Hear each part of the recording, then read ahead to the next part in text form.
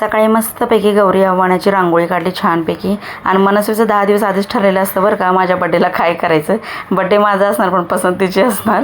शेवटी बड्डे आपण मुलांसाठीच करतो की केक वगैरे त्यांना आवडतो, चांगले चांगले पदार्थ त्यांना खायला आवडतात.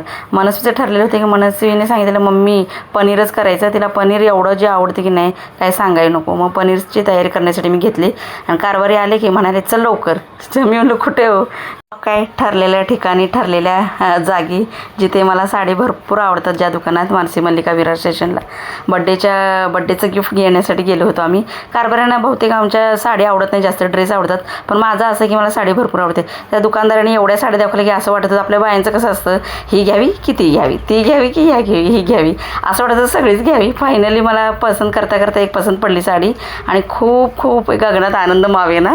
आणि कारभाऱ्याने केलं की फटाफट बिल मस्तपैकी छान घेतलेले आहे. कसा वाटला व्हिडिओ नक्की सांगा. जरा सबस्क्राईब करा.